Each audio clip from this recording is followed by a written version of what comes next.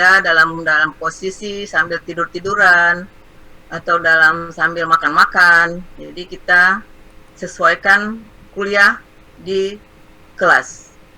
Semua kamera dibuka. Sylvia, kamu belum siap? Satu kali lagi saya bilang kamera dibuka semua. Kalau memang nggak dibuka, saya tutup, saya keluarkan ya.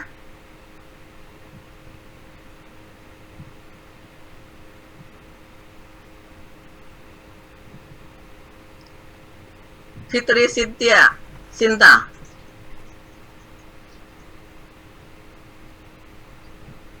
Ini kalian dari mulai pertama kuliah udah dalam kondisi pandemik, jadi benar-benar harus kalian ikuti karena sayang kalau tidak kalian perhatikan benar. Magdalena Sitorus, kamu belum siap untuk kuliah?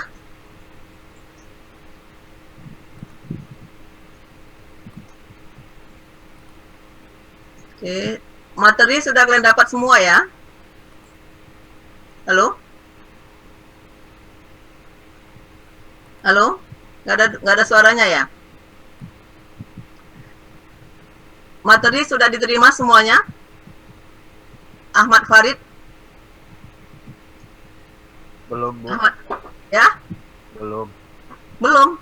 Saya udah men-sharekan itu dalam waktu 7.25, belum ada terima. Di GCR masih kosong, Bu. Masih kosong? Kenapa ya? Karena saya udah menjadwalkan itu apa namanya, karya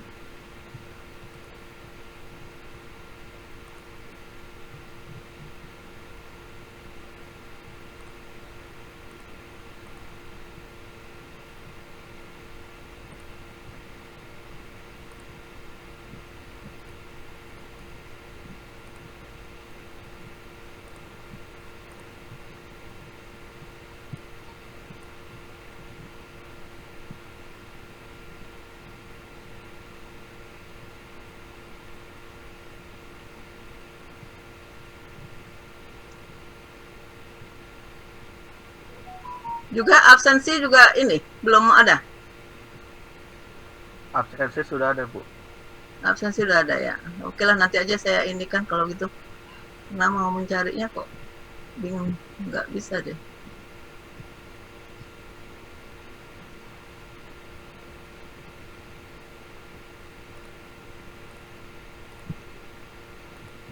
Oke lah, nanti aja ya. Saya ini aja kasih kuliah aja dulu, nanti waktunya jalan terus.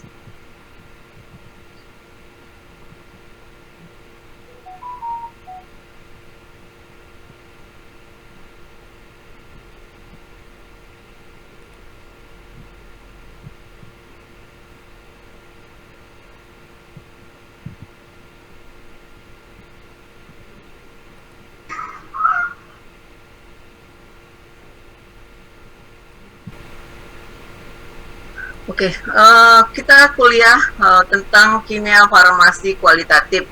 Dulu namanya kimia analisis 1. Nah, tim daripada penyaji mata kuliah ini, saya sendiri, kemudian Ibu Tuti Roida, Pak Muklisam, Ibu Yade, Metri, dan Ibu Isda Rimayani. Nah, textbook yang kita pakai itu tentang textbook of macro and semi-micro qualitative in organic analysis, dan ini ada di perpustakaan pusat. Nah, bisa kalian lihat nanti buku aslinya, dan untuk yang terjemahan itu ada dijual di pasaran. Itu warna bukunya berwarna hijau, itu analisis anorganik kualitatif makro dan semi-mikro. Nah, ini buku yang kita pakai ya, contohnya. Ataupun kalian bisa ada mendapatkan buku yang disiapkan penuntun praktikum ataupun buku panduan dari laboratorium itu juga ada ya. Boleh kalian lihat nanti, kalian catat apa-apa saja yang itu diperlukan. Nah, materi kita untuk kimia farmasi kualitatif ini, ataupun nama lain dulu kimia analisis 1, analisa kering dan pembagian kation, analisa cepat untuk kation dan analisa cepat untuk anion. Lalu analisis gugus fungsi, infrared, analisis senyawa yang mengandung unsur CHO, analisis senyawa yang mengandung unsur CHONS, CHON, dan CHONS. Nah, ini materi pada kimia farmasi kualitatif.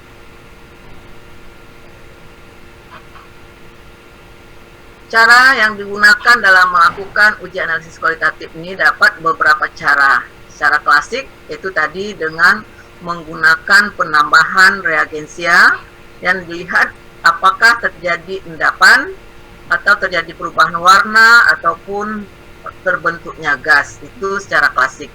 Nah, tapi kalau secara instrumen atau yang modern itu dengan menggunakan alat spektrofotometri ataupun dengan menggunakan infrared ataupun AAS yang secara ini ya, apa namanya, yang instrumen.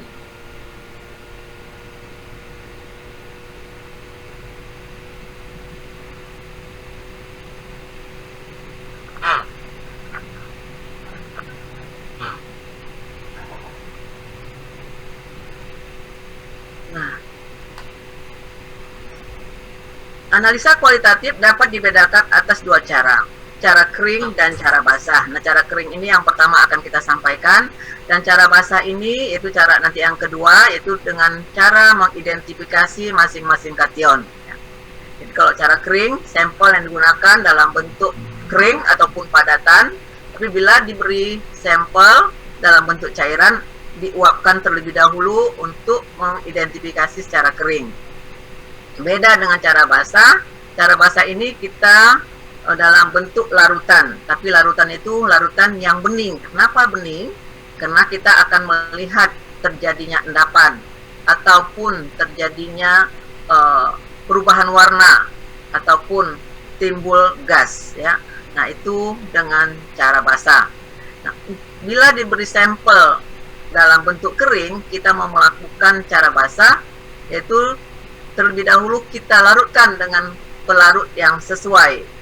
Yang pertama kita gunakan adalah air. Bila tidak larut dalam air dingin, kita panaskan dengan menggunakan pemanasan. Nah, itu kalau dia dalam air panas. Tapi kalau dia tidak larut dalam air ataupun air panas, kita larutkan dalam asam-asam encer. Misalnya asam asetat encer, ataupun asam klorida encer, ataupun asam nitrat encer.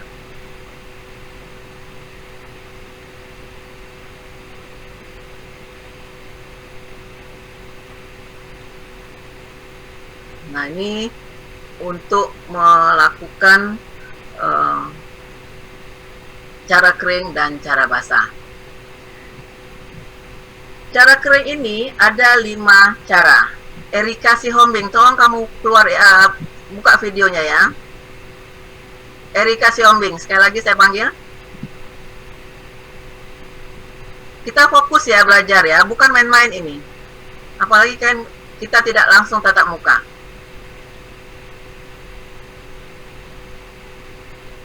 Serius kalian mau memperhatikan, ini kimia ini awal dari mulai kuliah tentang kimia. Mungkin di SMA sudah dapat, tapi tidak semua SMA menyampaikannya reaksi-reaksi kimia ini.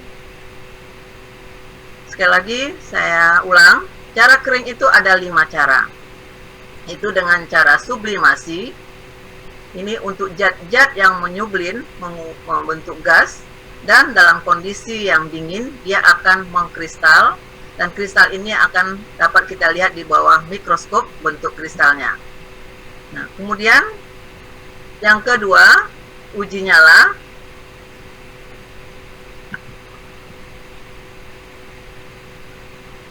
Uji nyala ini ada menggunakan kawat. Nah, kawat yang digunakan itu ada dua macam. Satu untuk kawat mengidentifikasi kation, itu disebut dengan kawat nikel krom. Contohnya seperti ini ya.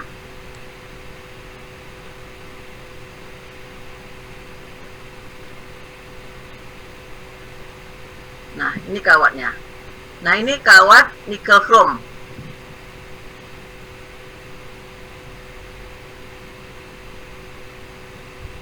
Mohon maaf yang terlambat, saya udah tutup, tidak terima lagi ya.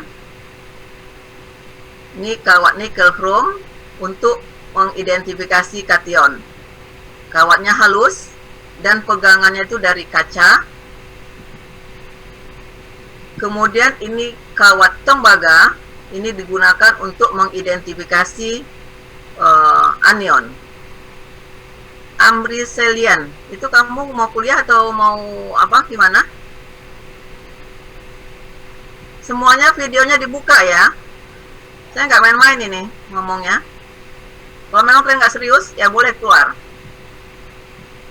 Ya karena banyak informasi yang sama saya, karena kuliah online ini tidak tatap muka, waktu ujian, apalagi waktu praktikum, itu kurang memuaskan nilainya. Jadi jangan main-main kalau dikasih materi oleh dosennya. Jadi semua videonya kalian buka dan saya bisa melihatnya. Kemudian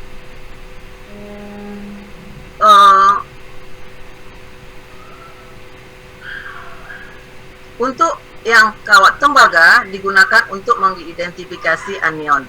Nah, anion apa saja yang bisa digunakan? Ini khusus aja anion halogenida. Nah, anion halogenida ini apa kira-kira kalian tahu?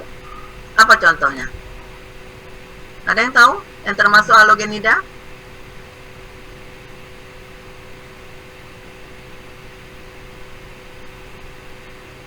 Ada? Halo? Kok pada diam semua? Fahmi Ersa. Fahmi Ersa? Aduh, saya kok jadinya capek ya sama kalian ini. Balik saya mengingatkan. Ini memang nggak ada orangnya? Fahmi Ersa nggak ada orangnya ya?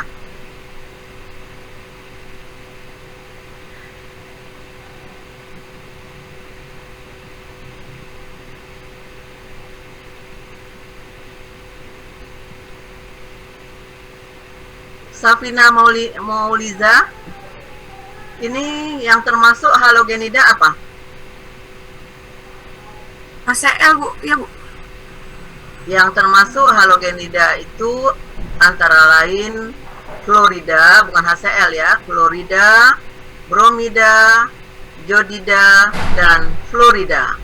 Itu yang termasuk dengan halogenida. Nah, semuanya itu memberikan warna hijau, warna yang sama dengan menggunakan kawat tembaga. Saya kembalikan lagi ke topik yang pertama.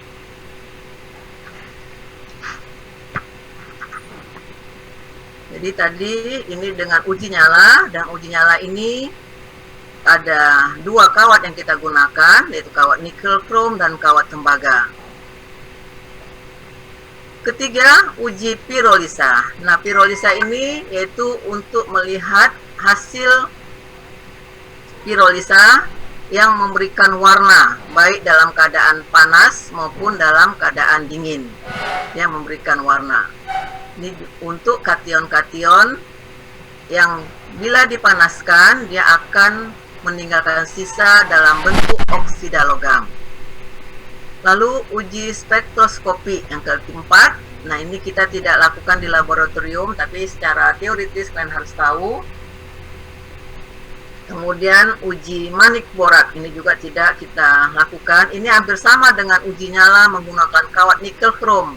Tapi pada kawat nikel krom itu diberi serbuk boraks dan dipanaskan sampai dia memberikan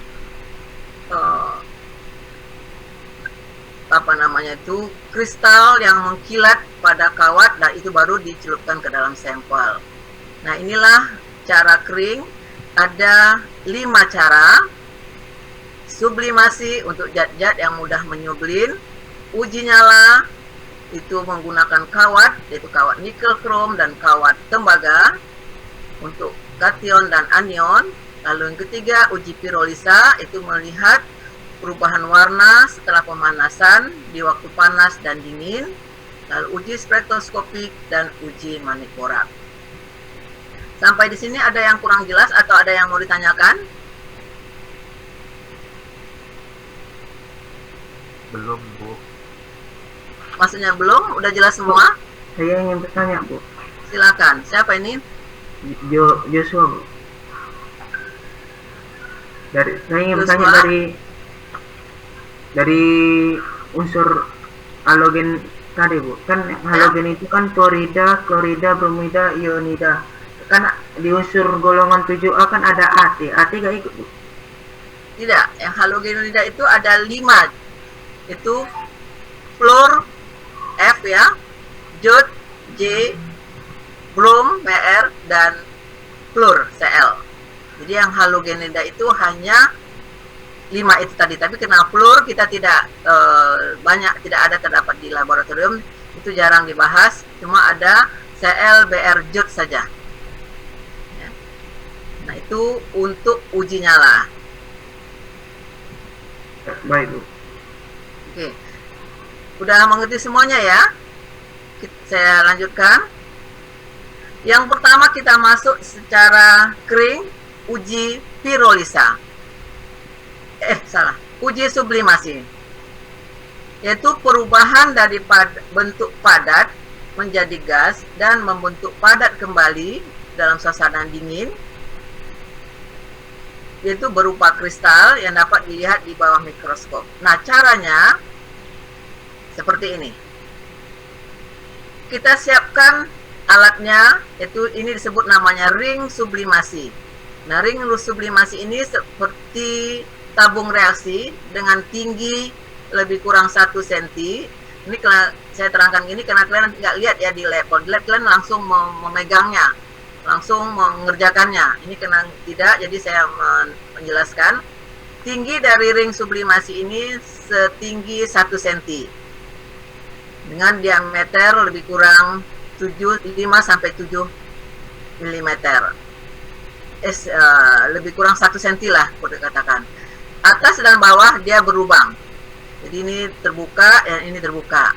Kemudian kita menyiapkan 2 objek gelas. Pernah lihat objek gelas kan waktu di kimia di SMA? Ada ya? Nah, ya, kita menyiapkan 2 objek gelas. Lalu menyiapkan tungku segitiga ini, kemudian lampu Bunsen. Lalu pada tungku diletakkan kawat kasa. Ini yang di atas ini kawat kasa.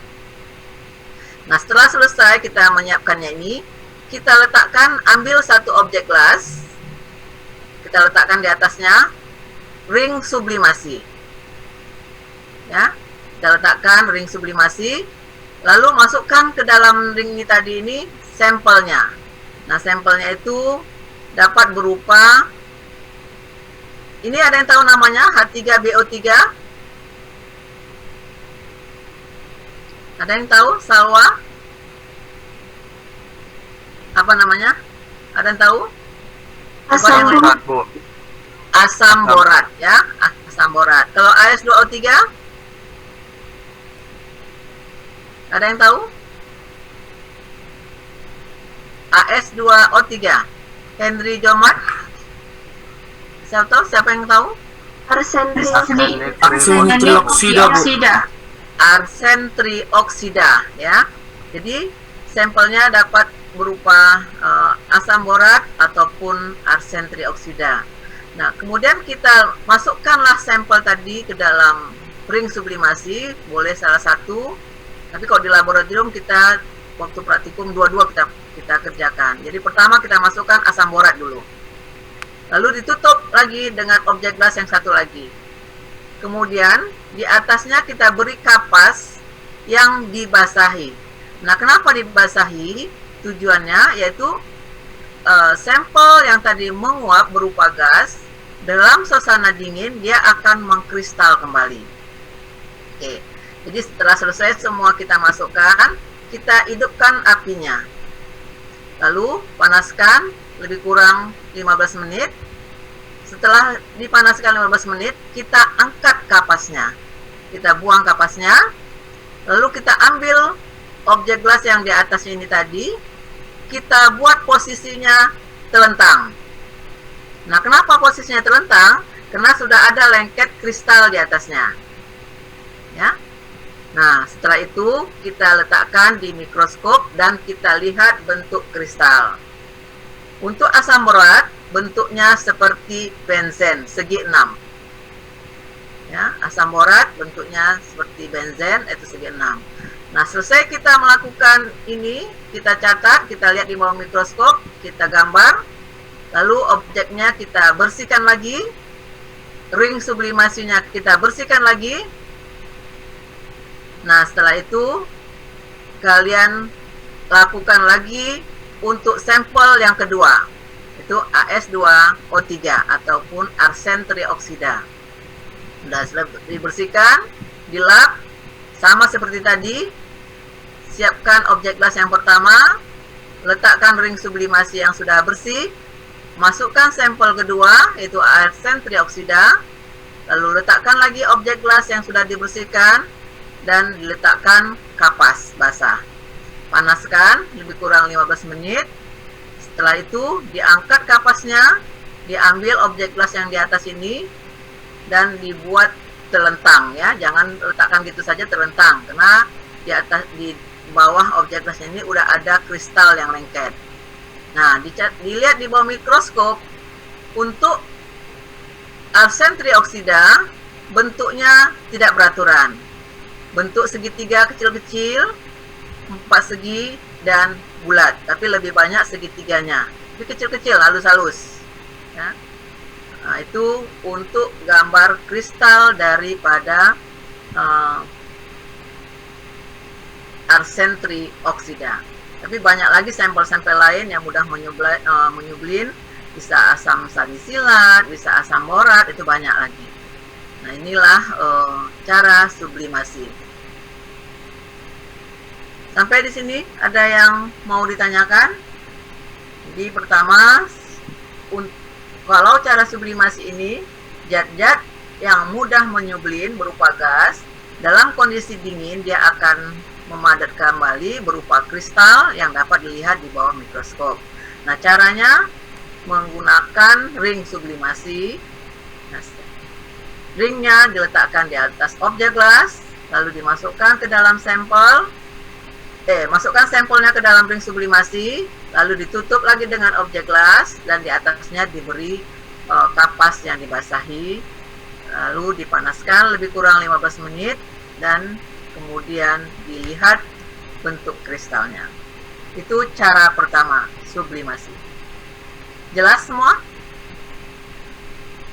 Karena nanti waktu praktikum kan ini seperti ini juga, video juga, tapi kalian dari kuliah udah disampaikan, sehingga waktu ditampilkan video waktu praktikum kalian udah ngerti, udah jelas. Jelas ya? Jelas, Bu. Oke, kita lanjutkan dengan cara yang kedua, yaitu uji pirolisa.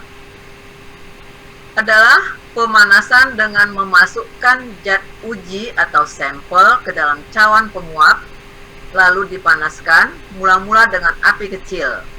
Nah, di sini pada pemanasan api kecil ini kita lihat apakah adanya asap, gas atau warna.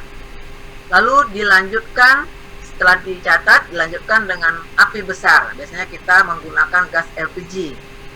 Nah, itu dibiarkan sampai setengah jam, maka akan dilihat warna dalam kondisi panas maupun dalam kondisi dingin. Nah, hasil akhir dari uji pirolisa ini harus kalian catat, garis bawahi, yaitu bentuk oksida logam. Jadi hasil pemanasan pirolisa itu dalam bentuk oksida logam. Misalnya kita mau memanaskan sampel bismut misalnya.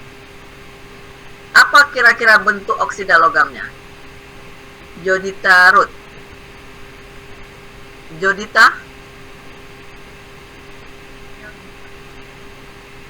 Apa bentuk oksida logamnya?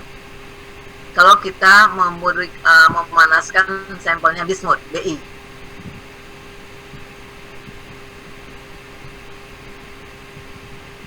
Halo, suaranya masih di mute? Ada yang tahu yang lainnya? Alfa Riyadi?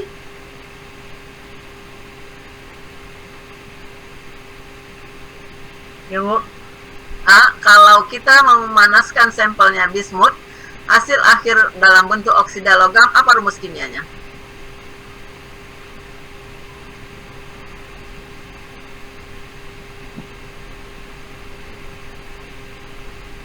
Bi2O3, Bu. Kenapa Bi2O3? Karena dipanaskan.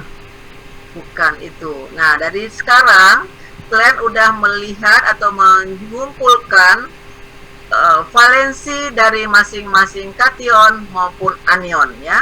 Jadi kenapa tadi udah benar tadi dibilang si Jonathan tadi, yaitu Bi2O3. Kenapa Bi2O3? Saya tanyakan, bukan karena pemanasan, karena Bi valensinya 3, O valensinya 2. Nah, tadi kan dalam bentuk oksida logam, itu dalam bentuk oksida logam, kalau Bi2O3. Kalau dia Zn, apa rumus kimianya dalam bentuk oksida logam? Henry Jamot. Kalau Zn apa? Kembali lagi ke valensi ya. Kalau dia Zn dalam bentuk oksida logam menjadi ZnO. Nah, kenapa ZnO? Karena sama-sama valensinya 2 ya. Begitu. Kalau arsen bagaimana? Salwa. Kr2O3 ya, Bu. Salah. Arsen itu bukan karena ujungnya AR ya. Arsen itu AS. Jangan karena jadi AR, karena namanya arsen jadi AR. Nah, itu kalian harus buka-buka lagi buku kimianya. Nah, kalau arsen itu AS. AS2O3, kenapa tadi? AS-nya valensinya 3, O-nya valensinya 2 ya. Tuh. Nah, kalau plumbum, Khairina Amalia, itu apa rumus kimia plumbum? Khairina Amalia?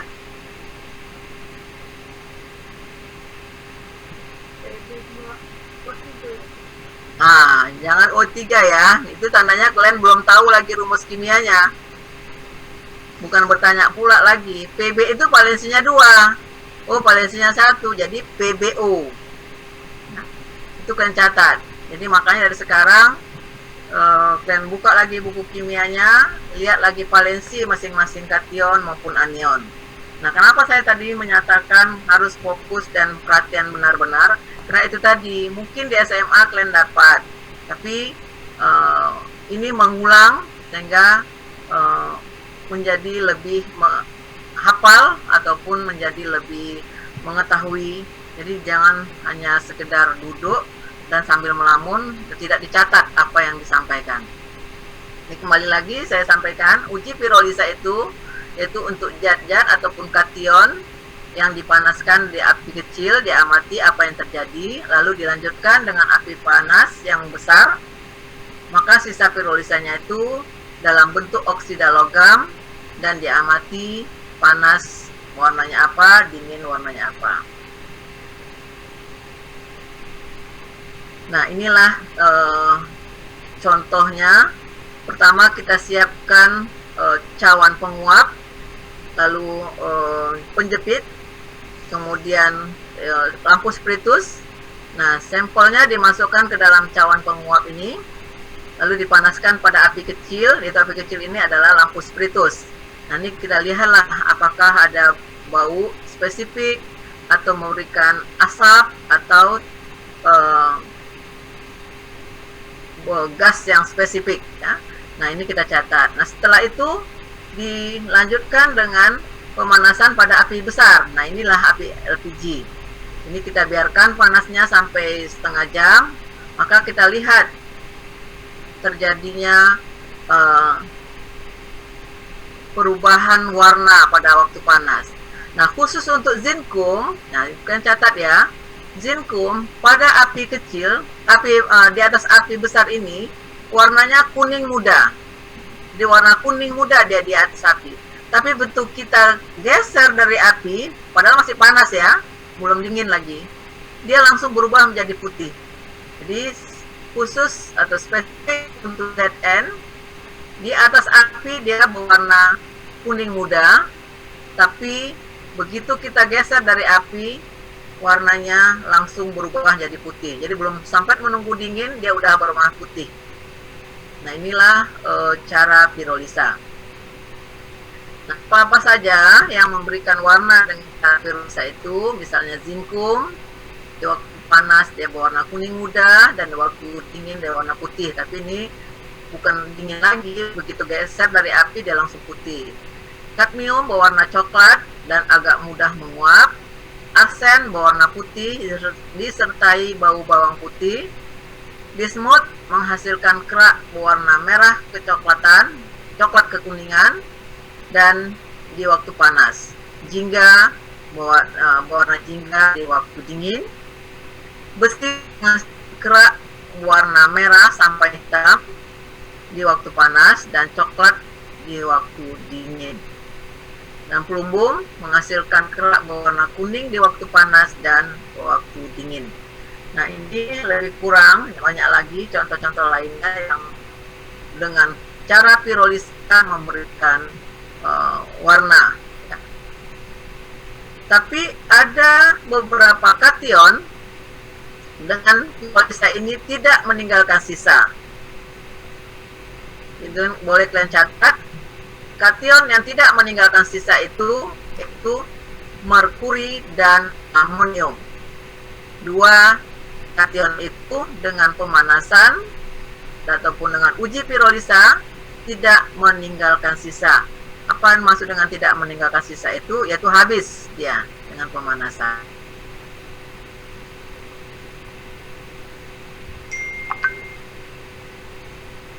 Nah, ini yang contoh-contohnya. Kalau dia Zn dalam bentuk ZO, kalau dia Sn dan SnO2, kalau dia stani, kalau dia BI 2O3, ini salah ya, seharusnya BI 2O3. Kemudian PbO bentuk oksida logamnya, CdO oksida logamnya, dan besi Fe2O3. Nah, selain yang berwarna-warna ini, untuk kation natrium, kalium, barium, kalsium, dan magnesium itu dengan pemanasan secara pirolisa memberikan warna putih waktu panas dan dingin. Jadi untuk kalium, natrium, barium, kalsium, dan magnesium dia memberikan sisa pirolisa berwarna putih, baik panas maupun dingin.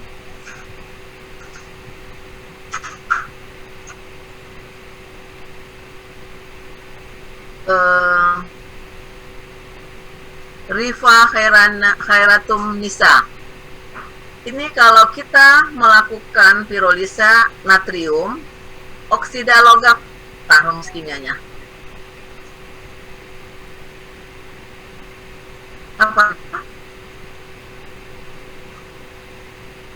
Apa rumus kimia daripada natrium? Apa? Kenapa Rifa? Coba itu mute-nya di mute kan mikrofonnya. Bisa diulang, Bu, jaringan saya tadi kurang fokus. Nah, inilah kalian, makanya saya suka bertanya itu karena harus fokus ya. Nah, kita memanaskan sampelnya natrium, hasil pirolisanya dalam bentuk oksida logam. Natrium apa rumus kimianya? Dari oksida logam natrium?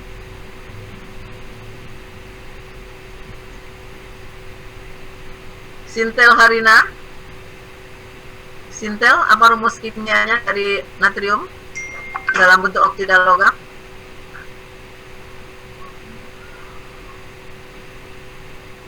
Pak Sintel? Atau ada yang tahu? Na2O. Na2O, Bu. Oke. Ya benar, Na2O. Kenapa Na2O? Yaitu kembali lagi ke valensinya natrium, valensinya 1, dengan oksigen valensinya 2, jadi Na2O. Begitu juga untuk kalium, Na2O. Tapi kalau barium valensinya 2, sama-sama 2, BaO. Kalau kalsium sama-sama valensinya 2, itu CaO. Magnesium begitu juga, MgO. Ya, karena sama-sama valensi. Jadi kalian catat lagi, kalian ingat, belajar lagi valensi masing-masing kation maupun anion.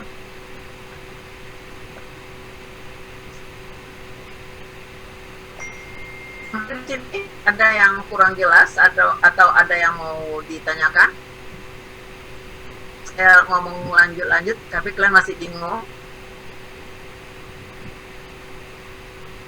Jelas semua? Oke, mudah-mudahan apa yang disampaikan mengerti semuanya ya. Dan kita lanjutkan untuk yang ketiga, cara yang ketiga, uji nyala. Uji nyala itu dengan menggunakan kawat nikel krom atau kawat platina, yaitu untuk mengetahui warna nyala dari logam-logam yang spesifik.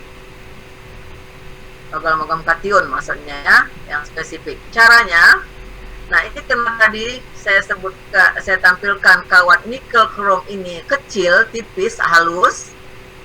Kalau kita mau membersihkannya itu dengan cara mencelupkan ke dalam asam klorida pekat. Jadi caranya, sebelum kita mencelupkan ke dalam sampel, kawat nikel krom ini tadi ataupun kawat platina dibersihkan dengan cara mencelupkan ke dalam HCl pekat. Di HCl pekat ini kita siapkan dalam tabung ataupun ke dalam vial gelas arloji, lalu dibakar berulang-ulang sampai warnanya warna biru, warna dari api, warna biru. Nah, kalau dia sudah berwarna biru, tandanya kawatnya sudah bersih. Nah, setelah itu baru kita celupkan ke dalam sampel. Inilah warna-warna daripada kation yang memberikan warna dengan pemanasan menggunakan kawat nikel krom.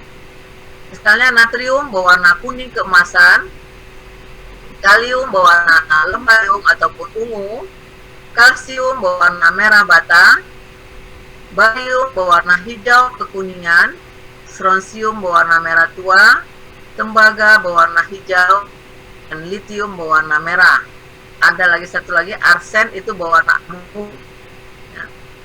Nah, ini biasanya kita di laboratorium, kalau ini semua dikerjakan, semua sampel ini dikerjakan, tapi hanya kawatnya cuma satu. Jadi biasanya kita kalium duluan. Kenapa kalium?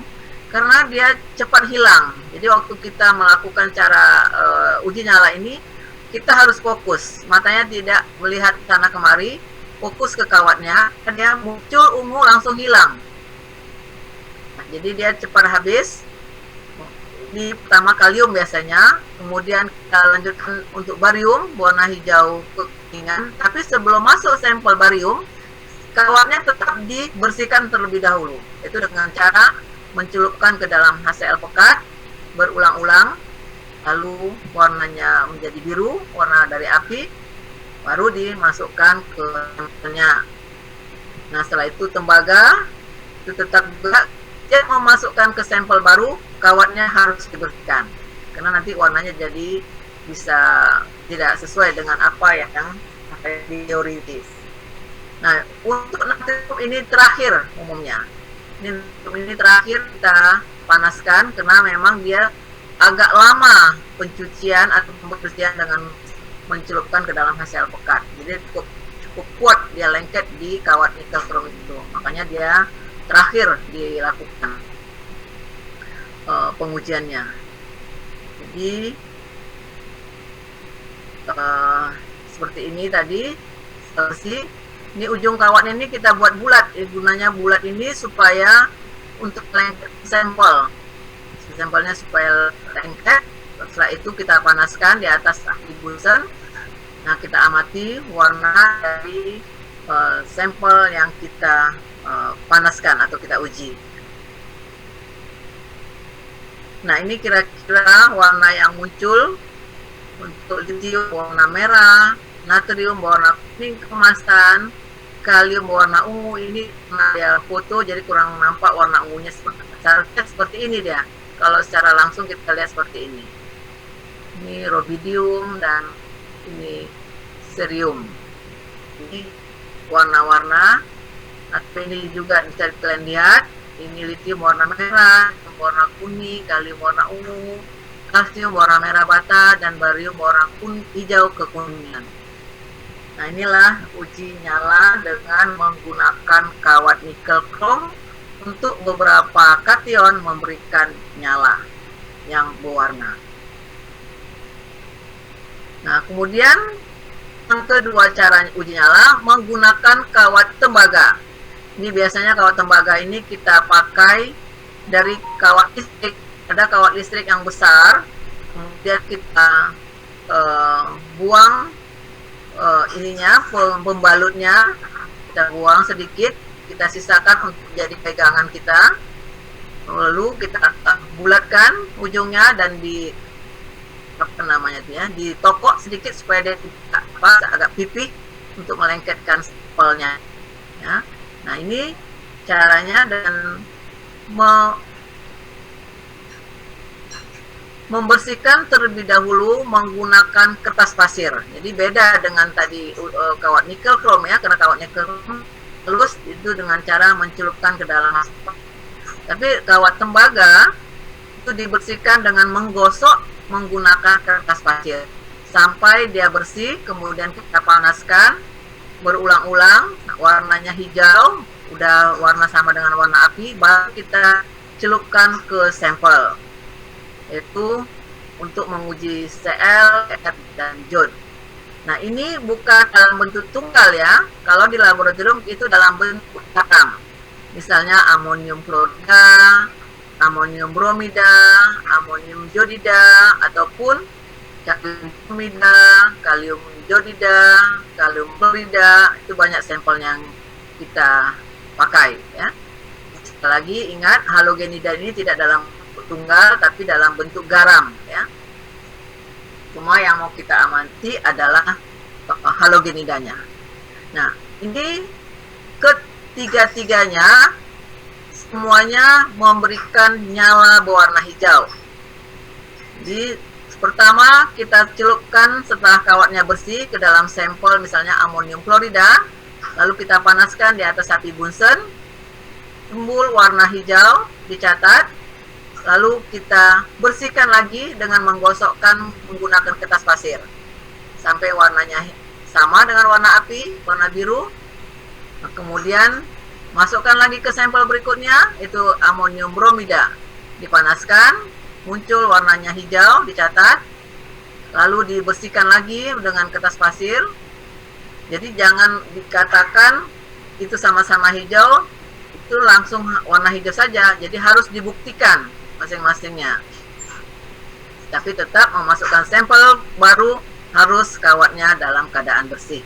Nah, inilah dengan berlaku ketiga, yaitu uji nyala, menggunakan dua kawat, itu kawat nikel krom dan kawat tembaga. Ada yang mau ditanyakan? Izin tanya, Bu. Ya? Untuk kawat nikel atau krom itu apa dia cuma bisa memberikan reaksi pada unsur kation aja? Apa untuk anion dia nggak memberikan reaksi? Ya, untuk digunakan untuk mengidentifikasi beberapa kation, tidak semua pula kationnya ya, beberapa kation. Untuk klor ataupun halogenida dia tidak memberikan yang warna yang spesifik. Baik, Ada lagi? Terima kasih, Bu. Oke, terima kasih sama-sama. Udah jelas semua ya. Jadi kawat nikel krom ataupun kawat platina itu khusus digunakan untuk mengidentifikasi kation, beberapa kation, ya bukan semua pula kationnya, beberapa kation, dan kawat tembaga untuk mengidentifikasi beberapa halogenida, CLL, Br, jod. Nah, yang keempat, uji spektroskopi ini tidak kita lakukan di laboratorium, tapi ini ada nanti pada waktu materi-materi yang lainnya. Itu dengan menggunakan alat spektroskopi ataupun menggunakan alat spektroskopi serapan atom, itu dapat memisahkan cahaya menjadi warna-warna yang spesifik sesuai dengan panjang gelombang dari masing-masing kation. Misalnya, natrium berwarna kuning pada panjang gelombang 589 nanometer, kalium berwarna merah pada panjang gelombang 766,5 nanometer, berwarna ungu pada panjang gelombang 404 nanometer, barium berwarna biru pada panjang gelombang 4860 nanometer. Ini hanya contoh, tapi banyak lagi contoh-contoh lain dengan panjang gelombang masing-masing ya. Nah, yang terakhir, uji manik borat. Tadi borat ya, H3BO3 borat. Ini boraks, ini pasti kalian udah sering dengar tuh boraks, itu banyak ada di pasaran ya. Itu rumus kimianya Na2B4O7, boraks. Pakai X ya. Tadi borat itu T. Itu Na2B4O7. Jadi tadi menggunakan kawat nikel krom sama ataupun kawat platina, dicelupkan ke dalam serbuk boraks tadi, lalu dipanaskan sampai dia seperti kaca lengket, lalu itu dicelupkan ke dalam sampel. Pertama kerjanya dengan cara uji nyala pada menggunakan kawat nikel krom. Nah, inilah cara-cara pada reaksi kering. Sampai di sini ada yang mau ditanyakan atau kurang jelas? Ada 5 cara: sublimasi, pirolisa, uji nyala, spektroskopi, dan uji manik borak. Uji nyala ada 2 cara, yaitu dengan menggunakan kawat nikel krom mengidentifikasi kation, tembaga mengidentifikasi halogenida. Sedangkan pada uji pirolisa itu meninggalkan sisa yang berwarna beberapa kation, dan perlu dicatat hasil sisanya itu dalam bentuk oksida logam. Rumus kimianya disesuaikan dengan kation yang diperiksa.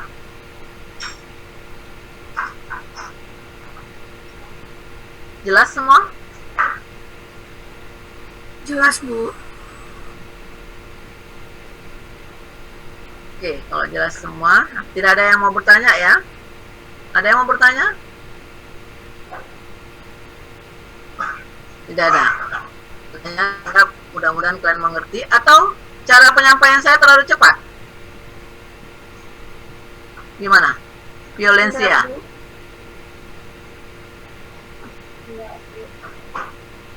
Kalau terlalu cepat, boleh kalian sampaikan. Terlalu cepat, Bu, kami belum menjelas gitu. Nah, kalau tidak ada lagi, saya lanjutkan untuk pemisahan beberapa kation sesuai dengan golongan kationnya. Kation ini ada 5 golongan. Golongan 1, golongan 2, golongan 3, golongan 4, dan golongan 5.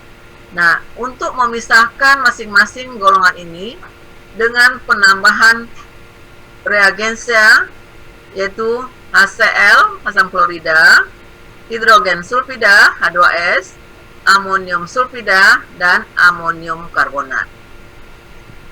Untuk golongan 1, yaitu perak, plumbum, dan merkuro, semua mengendap dengan penambahan asam klorida encer. Semua mengendap dengan penambahan asam klorida encer ataupun 6N.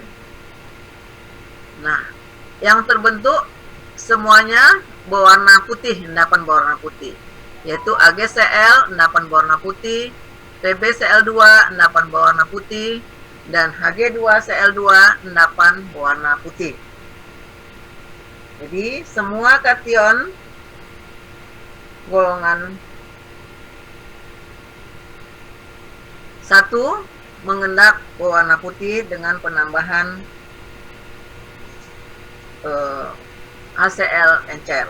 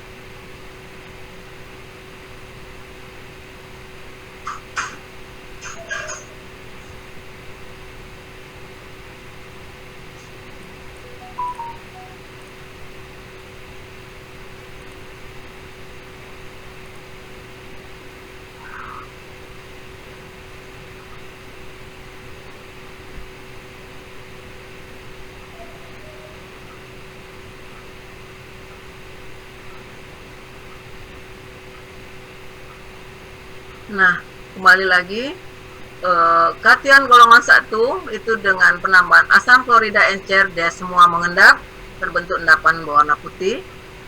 Kation golongan 2, ini harus catat ya, harus ingat. Semua mengendap kation golongan 2 ini penambahan sulfida dalam suasana asam. Jadi yang termasuk golongan 2 ini, atau disebut juga dengan golongan tembaga ataupun golongan arsen, yaitu merkuri, kupri, bismut, kadmium, arsen, strontium, Sn, itu semua golongan 2. Dan semuanya mengendap dengan penambahan asam klorida encer. Dan terbentuk endapan yang berwarna-warni. Ada berwarna hitam, berwarna coklat, berwarna kuning, warna kuning ke jingga. Nah, ini semua kation golongan 2. Nah, golongan 2 ini terbagi 2, golongan 2A dan golongan 2B. Yang mana golongan 2A itu golongan tembaga, sedangkan golongan 2B itu golongan arsen. Ini yang termasuk golongan 2B. Nah, untuk memisahkan kation golongan 2A dengan 2B ini dengan penambahan kalium hidroksida 2N panas. Yang mana 2A tidak larut dengan penambahan kalium hidroksida 2N panas, sedangkan 2B larut. Asmara Khairani, coba hidupkan mute-nya. Apa rumus kimia dari kalium hidroksida?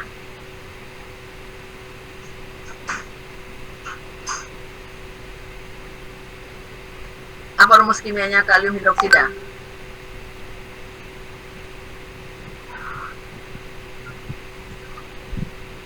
Apa? Suaranya nggak keluar ya? Nggak dengar?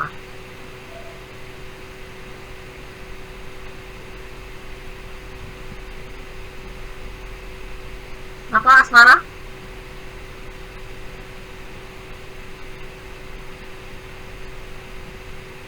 Kenapa nggak muncul suaranya ya? Atau kamu volumenya kamu kecilkan?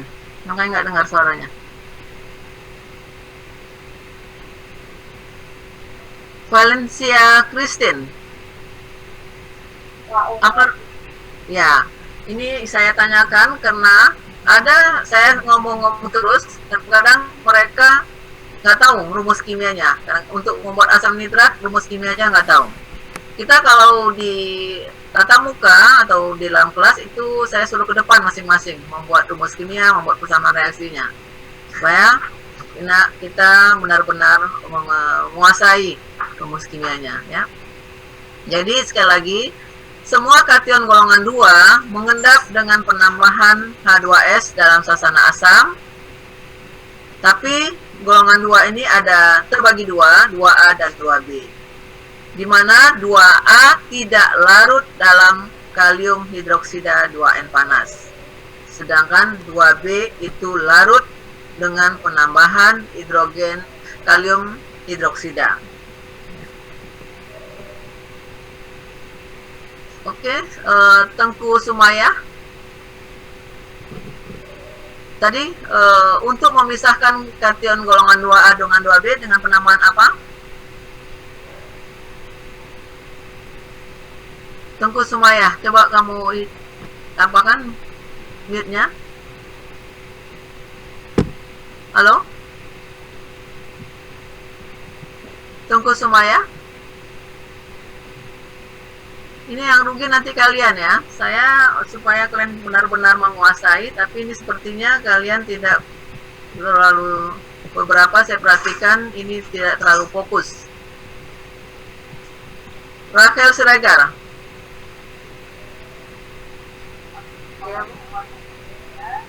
Mana video kamu? Ini saya catat semua ya, nama-nama kalian ini yang tidak serius.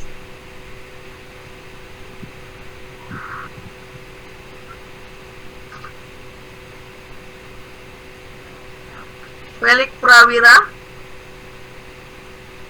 bagaimana cara memisahkan kation golongan 2A dengan 2B? Apa yang ditambahkan? Jesse Arwan.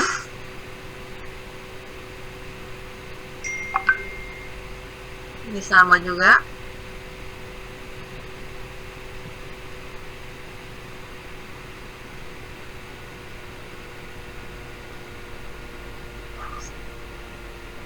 Ya, yang rugi kalian ya, bukan saya yang rugi. Ya, lanjutkan saja lagi. Kation golongan 3. Nah, untuk kation golongan 3 ini dia udah langsung terpisah 3A dengan 3B dengan reagensia yang berbeda. Tadi kalau golongan 2 reagensianya sama semua, tapi dengan penambahan kalium hidroksida 2N panas itu terpisah 2A dan 2B. Yang B larut, sedangkan yang A tidak larut. Tapi untuk golongan 3, itu yang termasuk golongan 3 itu ada 3 golongan besi dan golongan zinc. Golongan besi itu Al, Fe, dan krom. Dia langsung terpisah, reagensinya berbeda, itu dengan penambahan amonium klorida dan amonium hidroksida sampai alkalis. Nah, akan terbentuk endapan dari hidroksida, yaitu AlOH 3 kali, FeOH 3 kali, dan CrOH 3 kali. Itu golongan 3A. Sedangkan untuk golongan 3B yaitu golongan zinc, apa saja yang termasuk golongan zinc itu? Kobal, nikel, zinc, dan mangan. Dia mengendap dengan penambahan H2S dalam suasana alkalis. Jadi tadi kalau pada golongan 2 itu dalam suasana asam, terus diperhatikan. Sedangkan golongan 3B itu dalam suasana basa. Dan mengendap dalam bentuk garam-garam sulfida, nikel sulfida, kobal sulfida, zinkum sulfida, dan mangan sulfida. Dengan endapan yang berwarna-warni, di mana nikel berwarna hitam, kobalt berwarna hitam, zinc sulfida berwarna kuning, mangan sulfida berwarna pink ya. Kemudian golongan 4 yaitu kalsium, bium, dan strontium mengendap dengan penambahan amonium karbonat dan amonium klorida dalam suasana netral ataupun sedikit asam. Jadi reagensia yang digunakan untuk mencari golongan 4 ini yaitu dengan penambahan amonium karbonat dan amonium klorida dalam suasana netral ataupun sedikit asam. Nah, yang terbentuk endapan yaitu dari kalsium karbonat, barium karbonat, dan strontium karbonat. Nah, ini semuanya endapannya berwarna putih. Nah, golongan 5 itu tidak mengendap dengan penambahan HCl, H2S, amonium karbonat. Jadi dengan penambahan reaksi golongan 1 sampai 4, golongan 5 itu tidak mengendap atau disebut juga golongan sisa pada golongan 5 ini, ya. Apa saja yang termasuk golongan 5 atau golongan sisa itu yaitu amonium, natrium, kalium, dan magnesium. Nah, kenapa ini kita perlu perhatikan reagensia ini? Misalnya kita diberi sampel, satu sampel itu ada mengandung plumbum, ada juga mengandung arsen, atau ada juga mengandung kalsium. Nah, bagaimana cara memisahkan dari masing-masing kation ini? Itu dengan penambahan reagensia yang seperti ini tadi. Karena tadi ada plumbum, itu dengan penambahan HCl dia akan mengendap. Setelah itu kita saring, endapannya kita pisahkan.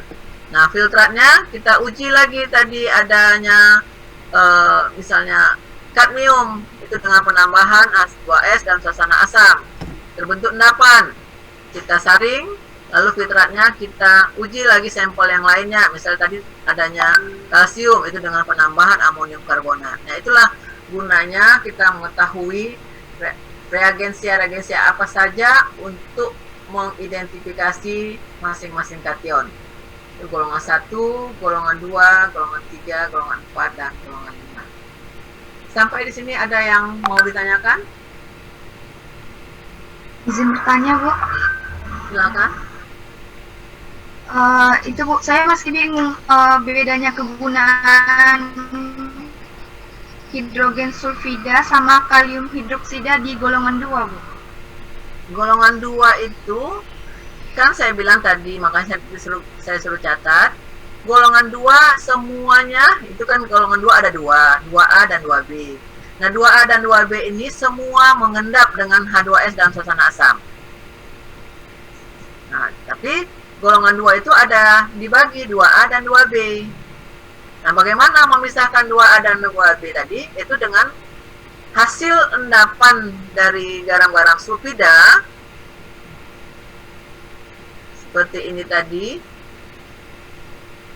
Nah, ini hasil endapan ini tadi yang ada HGS, Di2S3, CuS, CDS, semuanya ini kita tambahkan kalium hidroksida. Jadi yang masuk golongan 2A yaitu HGS, DIS, CDS, CuS dengan KOH tidak larut dia.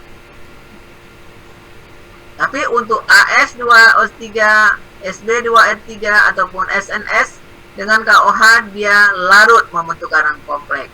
Itu kita pisahkan, kita saring. Nah, filtrat itulah masuk golongan 2B. Sedangkan endapannya tetap itu masuk golongan 2A. Mana jelas? Jelas, Bu. Terima kasih, Bu. Oke, awal kita kerja itu semua ditambahkan H2S dan suasana asam. Semua mengendap, kation golongan 2. Tapi kita mau mencari ini golongan 2A apa 2B ya. Nah, endapannya itu kita tambahkan KOH. Lalu kita saring. Nah, yang larut itu termasuk 2B. Sedangkan yang tidak larut itu 2A. Jelas semua? Jelas, Ada lagi, Bu? Ada lagi yang mau ditanyakan? Jadi ini reagensia ini kalian harus perhatikan dan harus ingat untuk mengetahui termasuk golongan berapa dia. Golongan 1 kah? Golongan 2 kah? Golongan 3A kah? Golongan 3B kah? Golongan 4 ataupun tidak mengendap antara 1 sampai 4 adalah golongan 5. Jadi golongan 5 tidak ada reagensia spesifik dia karena dia tidak larut dengan reagensia yang telah ditentukan. Oke, jelas semua ya? Kalau jelas saya lanjutkan. Jadi udah selesai untuk reaksi basa. Kita lanjutkan ke reaksi selesai reaksi kering, kita lanjutkan ke reaksi basa.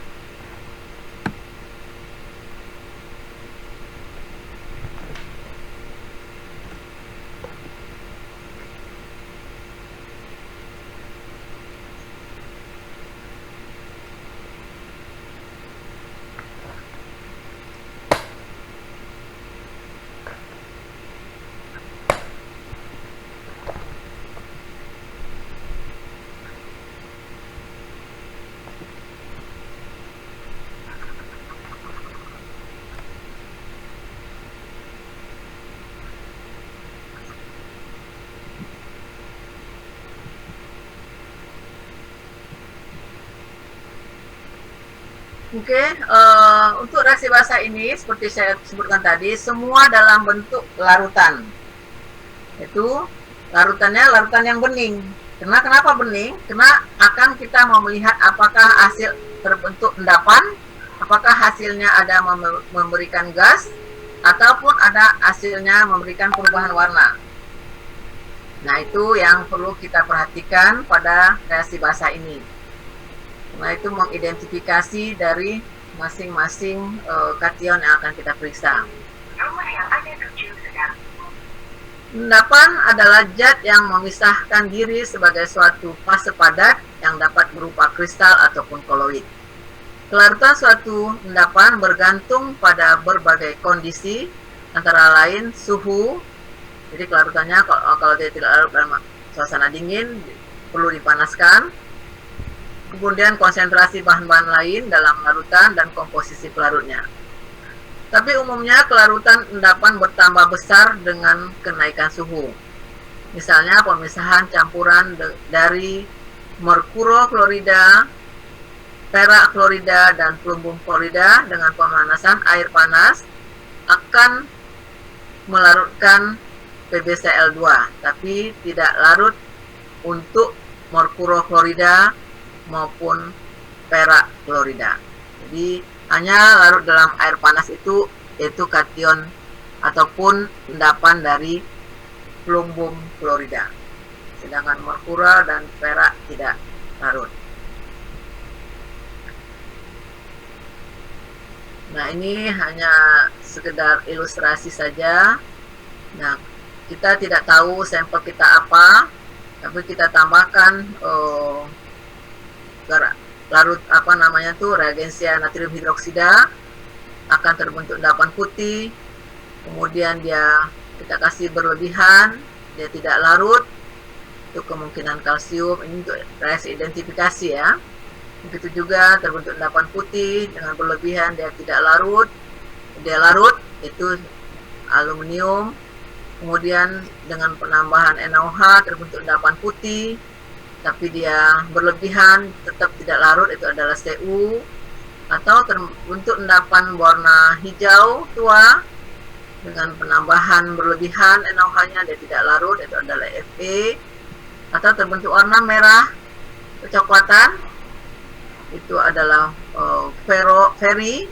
Sedangkan terbentuk endapan putih dan dia larut dalam reagensia berlebihan, itu adalah Zn. Ini hanya contoh untuk cara-cara bila kita diberikan sampel tapi tidak diketahui. Ini biasanya kita kalau praktikum di lab itu dikasih sampel, nah identifikasi ini apakah kation apa saja yang ada di sampel kita, yang diberikan sama kita itu. Nah, itulah yang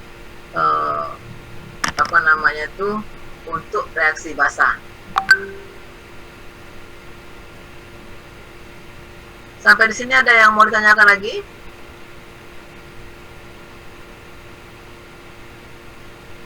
Jelas semua? Ini kayaknya nggak semangat kalian ya, atau memang belum mengerti?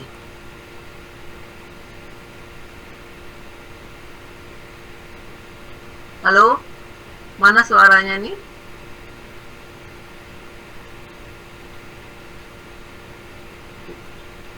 Kayaknya lagi malas bersuara ya. Oke, kalau tidak ada saya lanjutkan saja. Kation yang kita bicarakan tidak semua, itu hanya yang berhubungan ataupun tersedia pada sediaan farmasi, yaitu perak, plumbum, merkuri, bismut, kadmium, kupri, feri, fero, aluminium, zinkum, kalsium, barium, magnesium, kalium, dan amonium. Nah, inilah yang kita pelajarin untuk mengidentifikasi beberapa kation. Bisa sudah. Nah, jadi untuk mempelajari kation ini, reaksi identifikasinya, ada beberapa buku yang telah saya sampaikan tadi. Di samping ada Kogel, bisa juga dengan Treadwell.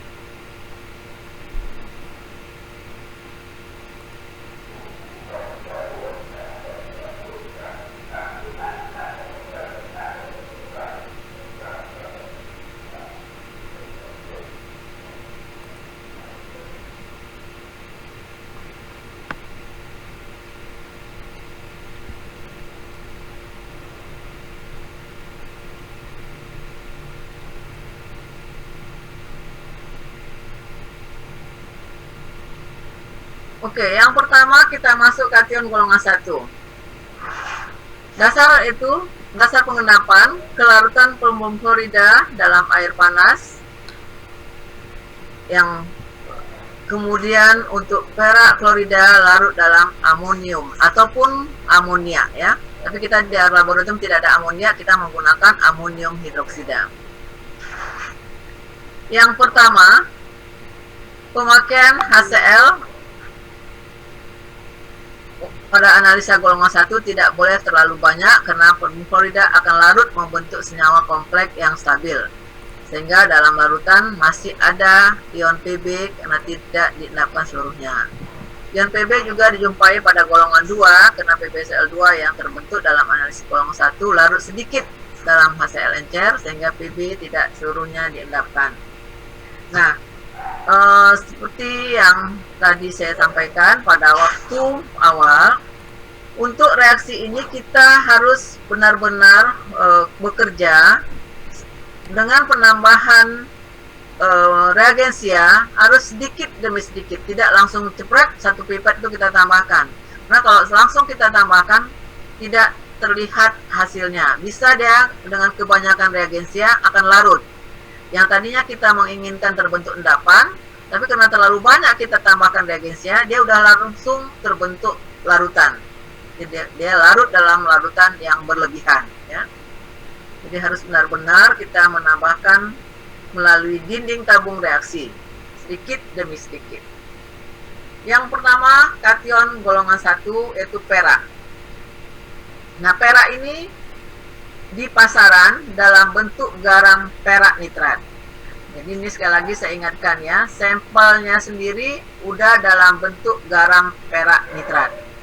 Jadi nanti ini sering kejadian waktu ujian, tuliskan identifikasi dari perak.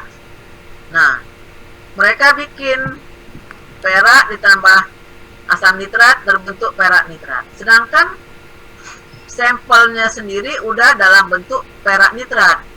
Nah, perak nitrat ini larut dalam air terbentuk larutan bening. Nah, syarat tadi reaksi basah itu akan terbentuk endapan atau terjadi perubahan warna atau terbentuknya gas. Sedangkan ada beberapa mahasiswa waktu ujian dia membuat identifikasi itu perak ditambah asam nitrat, akan terbentuk perak nitrat. Sedangkan perak nitrat ini larutan bening, tidak bisa kita amati, tidak ada terbentuk endapan, tidak ada terjadi perubahan warna ataupun tidak ada menimbulkan gas. Jadi saya ingatkan sekali lagi, ini harus benar-benar diperhatikan karena pada waktu pengerjaan ataupun pada waktu ujian jangan salah menambahkan koreaksi. Yang pertama, identifikasi dari perak itu dengan penambahan HCl akan terbentuk endapan putih. Jadi endapan tidak larut dalam air dan asam, tapi larut dalam larutan amonia. Nah, amonia ini kita tidak tersedia di. Kalau rumus kimia amonia itu apa? Desikristiana. Amonia, apa rumusnya? NH4. Nah, harus benar-benar ya. Kalau amonia disebutkan itu NH3. Tapi kalau dia amonium itu baru NH4. Ya, jadi harus kalian perhatikan. Tadi bilang NH4 tadi itu adalah amonium, itu kation. Tapi kalau amonia ataupun ini adalah anion NH3. Ya, atau karena kita di laboratorium tidak punya amonia, kita menambahkan dengan penambahan amonium hidroksida. Amonium hidroksida apa rumus kimianya? Risa estetika. Risa estetika. Apa rumus kimia dari amonium hidroksida? Mute-nya, tolong di-mute-kan mute-nya.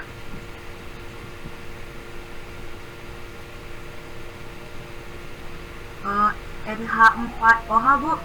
Ya, amonium hidroksida itu NH4OH ya. Jadi kalau amonia NH3.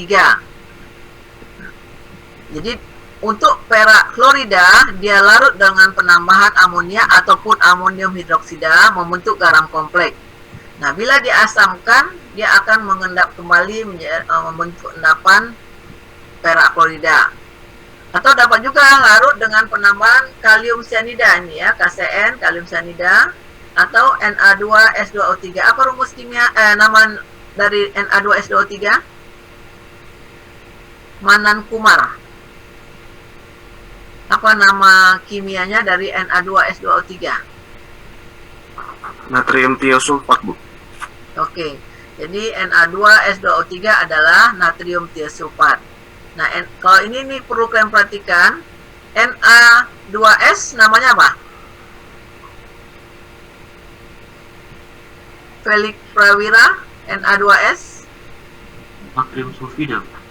natrium sulfida. Na2S2O3 Na2SO3 Rida Mutia Na2SO3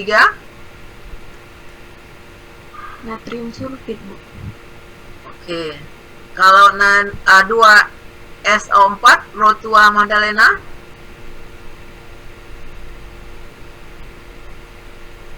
Rotua Magdalena Na2SO4 Natrium sulfat, Bu. Oke, jadi harus diperhatikan S-nya itu apakah Na2S, Na2S2O3, Na2SO3 ataupun Na2SO4. Natrium sulfida, natrium sulfit, natrium sulfat maupun natrium tiosulfat. Jadi Na2S2O3 adalah natrium sulfat. Jadi dia larut dengan penambahan KCN ataupun natrium tiosulfat. Nah, ini persamaan reaksinya. Jadi pertama perak nitrat itu ditambahkan HCl, dia akan terbentuk pertama endapan putih. Nah, endapan putih ini kita tambahkan amonia ataupun tambahkan amonium hidroksida, dia akan membentuk larutan bening berupa garam kompleks dari perak amina klorida. Nah, larutan kompleks ini kita asamkan dengan asam nitrat, dia akan membentuk endapan kembali dari perak klorida, endapan putih. Atau bisa juga kita tambahkan kalium jodida, akan terbentuk endapan kuning dari perak jodida. Jadi untuk mengidentifikasi perak ataupun pertama kalian misalnya diberi sampel tambah HCl endapan putih, lalu tambahkan amonium hidroksida larut. Bukan sampai di situ saja, buktikan lagi dia diasamkan ataupun ditambahkan kalium jodida, apakah terbentuk endapan kembali, itu baru positif adanya perak. Ya. Jelas sampai di sini? Jelas ya? Oke, kita lanjutkan. Beberapa identifikasi lagi untuk perak bisa dengan menambahkan kalium jodida. Jadi ini persamaan reaksi ini harus kalian ulang-ulang ya, karena tidak bisa dihafal, ini harus diulang-ulang menuliskannya supaya mengerti, karena sekalian belajar mengingat masing-masing valensi kation maupun anion ya. Dengan penambahan kalium jodida akan terbentuk endapan kuning dari perak jodida. Endapan tidak larut dalam amonia pekat, tapi larut dalam larutan kalium cyanida maupun larutan natrium tiosulfat. Jadi ini endapannya pertama kuning, tapi dengan penambahan kalium cyanida dia akan larut membentuk garam kompleks. Tadi untuk AgCl dia di samping KCN maupun tiosulfat dia larut dengan amonia ya, ataupun amonium hidroksida. Sedangkan untuk perak jodida dia tidak larut.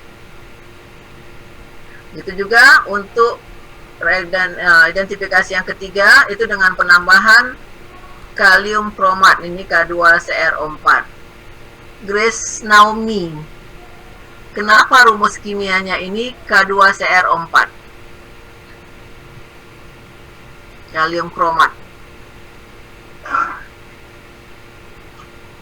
Grace Naomi. Coba dihidupkan mute-nya. Karena valensinya, Bu. Valensi siapa? Coba jelaskan. Bagaimana valensinya? Coba jelaskan, Grace.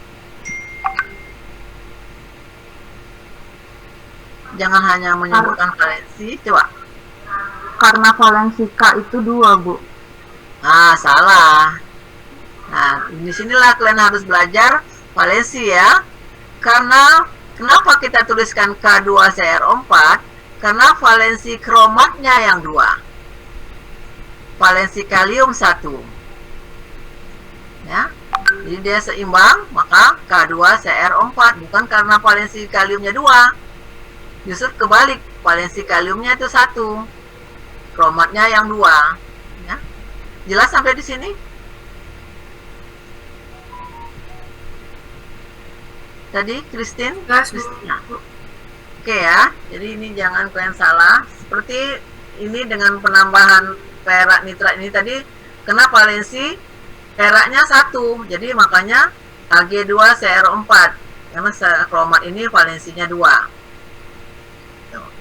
Ini makanya perlu kalian ulang-ulang menulisnya, sekalian mengingat valensi masing-masing kation maupun anion yang kalaulah pada kation ini kalian udah menguasai, nanti masuk materi daripada anion itu lebih gampang lagi.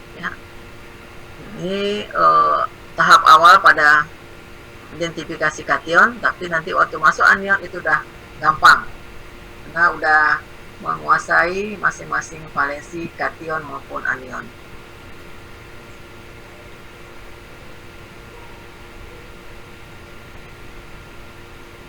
Nah, ini bisa bila sampel ditambahkan amonium sulfida, natrium sulfida, akan terbentuk endapan warna hitam yang tidak larut dalam air, amonium sulfida, dan juga kalium cyanida, tapi larut dalam asam nitrat encer yang panas. Nah, itu juga identifikasi yang lainnya, yaitu dengan penambahan. Nah, ini ada rumus kimia Na2HPO4. Ada lagi nanti NaH2PO4. Ya, jadi kalau nanti waktu misalnya kalian di laboratorium atau kerja di mana, sampelnya mau dibutuhkan natrium dihidrogen fosfat, tapi yang ada tersedia Na2HPO4. Nah, ini salah, udah jelas berbeda ya. Jadi kalau Na2HPO4 itu dinatrium hidrogen fosfat. Jadi Na-nya 2, dinatrium hidrogen fosfat. Ada lagi yang lainnya, NaH2PO4 atau natrium dihidrogen fosfat. Ya.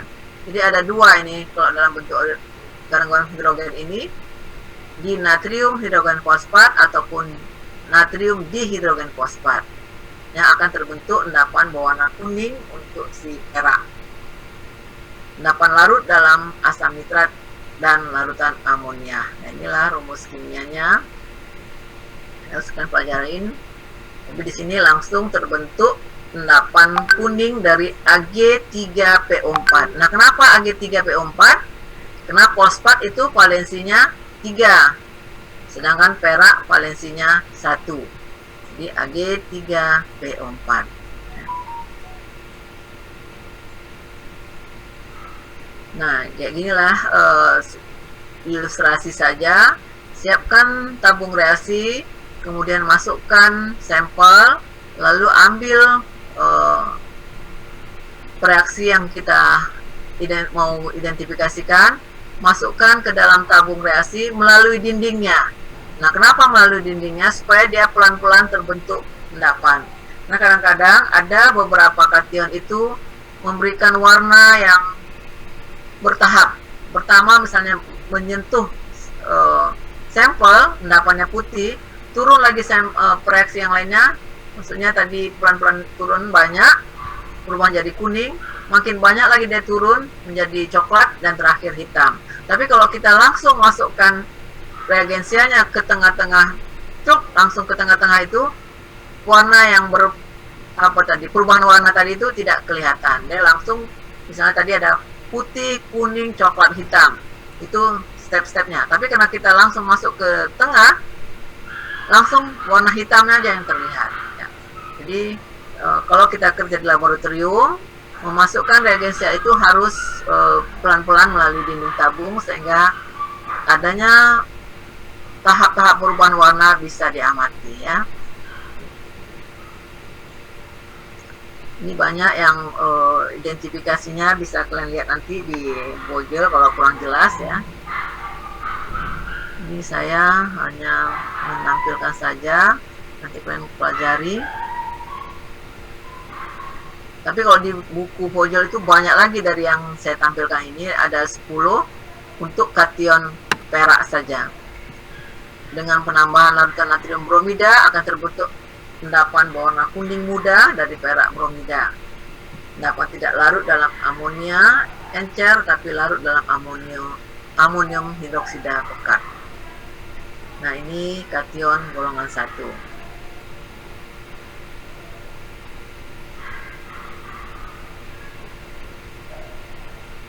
Pb ataupun timbal dalam bentuk garam plumbum nitrat ataupun plumbum asetat. Nah, kembali lagi, kenapa ditulis rumus kimianya PbNO3 2 kali? Itu kembali lagi ke valensinya. Nitrat valensinya 1, sedangkan plumbum valensinya 2. Jadi PbNO3 2 kali. Begitu juga dengan Pb asetat, asetat valensinya 1, sedangkan Pb valensinya 2, jadi Pb CH3COO 2 kali. Dan jadi di pasaran dia dalam bentuk garam Pb nitrat maupun ada lagi Pb asetat. Nah, beberapa identifikasi untuk si Pb ini seperti pada reaksi kering, itu ada uji pirolisa. Ini dia memberikan sisa pirolisa berwarna kuning, baik dingin maupun panas. Nah, untuk reaksi pengendapannya itu ada beberapa. Salah satunya dengan kalium jodida akan terbentuk endapan kuning dari Pb jodida.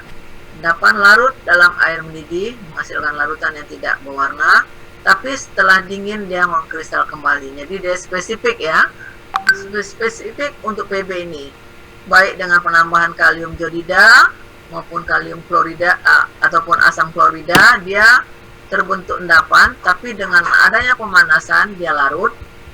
Dan setelah dingin dia mengkristal kembali, yang dapat dilihat bentuk kristalnya seperti jarum-jarum di bawah mikroskop. Nah, untuk Pb tadi, Pbj ini tadi, dia ini kan endapannya berwarna kuning, tapi dilarutkan akan larutannya berwarna kuning. Nah, setelah dingin endapannya membentuk kristal keping-keping berwarna kuning keemasan. Nah, ini sangat spesifik untuk Pb ya.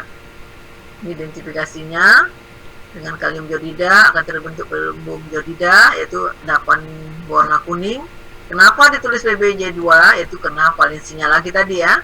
Pb valensinya 2, sedangkan jod valensinya 1. Jadi PbJ2. Ini banyak lagi beberapa identifikasi untuk Pb. Itu bisa dengan ACl, bisa dengan asam sulfat ya. Asam sulfat terbentuk endapan putih, Cl terbentuk endapan putih. Jadi kembali disesuaikan valensinya. Begitu juga dengan kalium kromat, dia terbentuk endapan kuning. Dengan H2S terbentuk endapan hitam dari PbS. Kenapa PbS? Itu karena sama-sama valensinya 2. Pb valensinya 2, sulfida valensinya 2. Dengan NaOH dia akan terbentuk endapan putih dari PbOH. Yang bila penambahan di sini yang sering terjadi, perlu perhatian. Sedikit dengan penambahan NaOH dia akan terbentuk endapan putih. Tapi kalau kita sekali banyak kita tambahkan, dia akan larut. Jadi kita tidak kelihatan putihnya, tapi langsung larutan bening yang kita lihat. Nah, di sini pada waktu tes sering kejadian sampel yang dicari nggak dapat. Padahal dia menambahkan NaOH dan berlebihan. Jadi udah endapan putihnya nggak kelihatan, tapi yang hanya ya terlihat itu adalah larutan bening saja. Karena dia udah larut membentuk garam kompleks. Bisa juga dengan penambahan N4OH akan terbentuk endapan putih, atau dengan reaksi spesifik yaitu dengan ditizon akan terbentuk endapan berwarna merah. Oke, ini yang saya sampaikan pada hari ini dengan reaksi kering dan juga reaksi basah. Sampai di sini ada yang mau ditanyakan? Udah jelas semua? Jelas ya, dan juga kalian ulang-ulang untuk menghafal ataupun mengingat persamaan reaksi, sehingga nanti waktu ujian tuliskan persamaan reaksi dari kation perak misalnya, minimal identifikasinya 3. Jadi bisa dengan klor, bisa dengan jod, bisa juga dengan garam-garam hidroksida. Ya. Itu untuk identifikasi dari perak. Tapi nanti kalian pelajarin lagi minggu depan. Kalau memang ada yang kurang jelas, boleh kalian tanyakan, ya. Atau sekarang ada yang mau ditanyakan? Silakan, yang kurang jelas.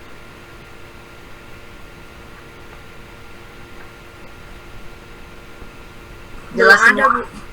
Jelas semua? Oke, kalau jelas semua, kalian buka lagi nanti setelah hari ini. Kalau nanti ada yang kurang jelas, boleh kalian tanyakan minggu depan. Ini apakah semua udah membuat mengisi absensi? Sudah ya? Udah, Bu. Sudah, Bu. Ya, kalau tidak ada lagi yang mau ditanyakan, saya rasa cukup sekian dulu pertemuan kita hari ini. Nah, saya ingatkan sekali lagi, karena di masa pandemi ini, kalian benar-benar harus mengerti dan juga serius